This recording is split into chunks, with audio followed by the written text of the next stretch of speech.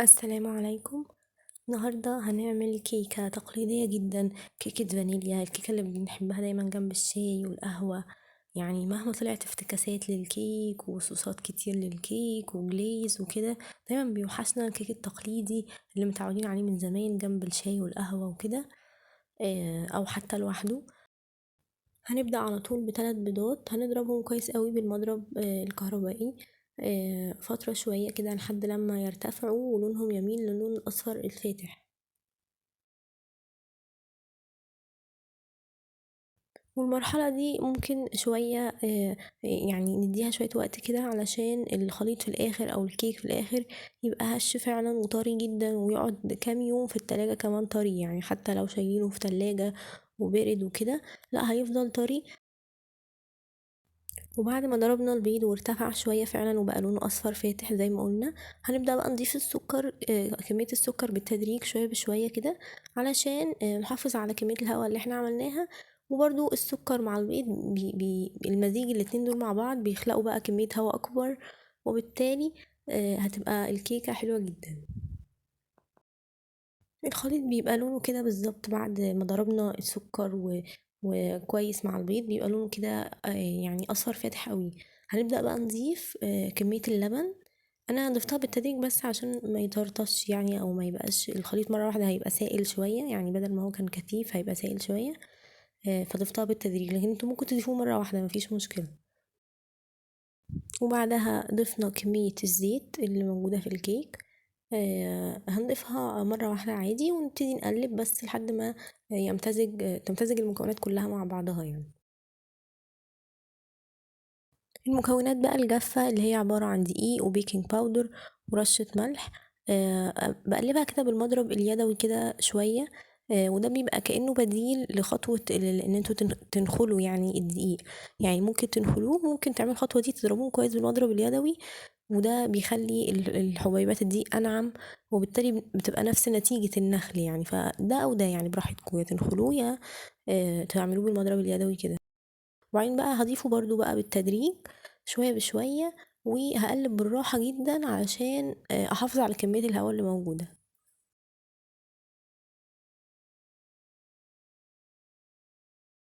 بقلب كده بالراحة لحد بس ما اجزاء الدقيق تختفي، يعني ما اشوفش اي دقيق جوه الخليط. اول ما يحصل كده بوقف على طول ضرب، يعني ابدا ما تفضلوش تقلبوا قلبوا. حتى التقليب بالراحة ده لو قلبته كتير ده برضو هيقلل كمية الهواء اللي موجودة، فاحنا هنقلب بس لحد ما الدقيق يختفي. عايزة افكركم برضو تعملوا بقى لايك للفيديو وسبسكرايب لو لسه ما عملتوش. وصدقوني هتلاقوا وصفات تعجبكم على القناة وجربوها. يعني جربوا كده وشوفوا.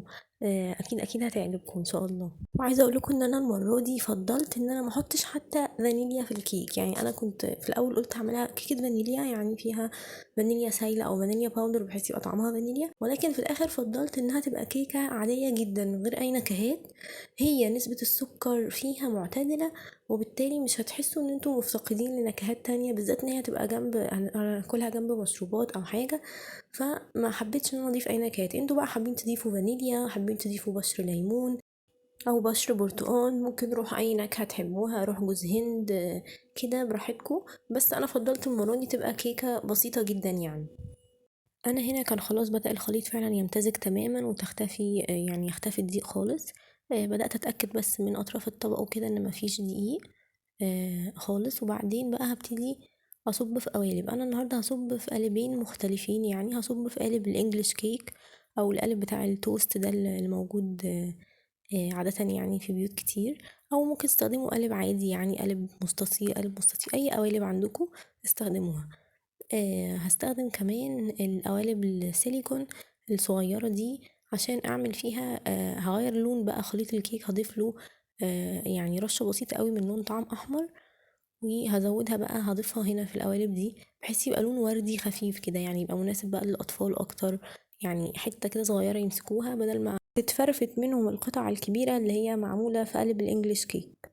لان هتلاحظوا ان قوام الكيك اللي معمول في القوالب الصغيرة دي هيطلع متماسك اكتر عن قوام الكيكة التانية، هتبقى هشة اكتر اللي معمولة في القالب الكبير. لما اجي بقى اصب في القوالب دي او اي قالب عامه بصب تلتين تقريبا الكميه، ما اصبش للاخر لان هو لسه هيرتفع، فاحنا مش عايزينه ينفجر بقى ويخرج خالص ويبقى شكله مش لطيف من القالب يعني. بس هو تلتين الكميه، يعني تلتين حجم القالب كده آه، هيبقى كويس جدا. هضيف بقى باقي كميه الخليط بتاع الكيك في القالب التوست او القالب الانجليش كيك الكبير ده، وهدخلهم بقى فرن على درجة حرارة 180، ابقى مسخنة بس قبلها ضروري بحوالي 10 دقايق ربع ساعة. هدخل القلبين مع بعض وكل واحد بس هيبقى توقيت سواه مختلف شوية. القوالب الصغيرة السيليكون دي بس هحطها على صينية كبيرة عشان بس اقدر اشيلها بعد ما تستوي لانها هتبقى سخنة جدا طبعا. بعد ما طلعت بقى من التسوية انا عايزه اقولكم انها قعدت تقريبا 11 دقيقه بالظبط في الفرن، مش اكتر من كده، كانت استوت تماما. هي طبعا هتستوي اسرع بكتير من القالب الكبير لان هي احجامها صغيره. بصوا بقى استوت تماما ومظبوطه جدا، يعني لا اتحمرت بزياده ولا هي نيه مثلا من جوه.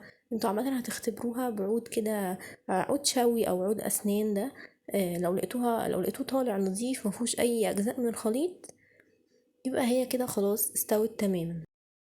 القالب بقى الكبير قعد معانا تقريبا 25 دقيقة في الفرن، برضو كان خلاص استوى من جوه.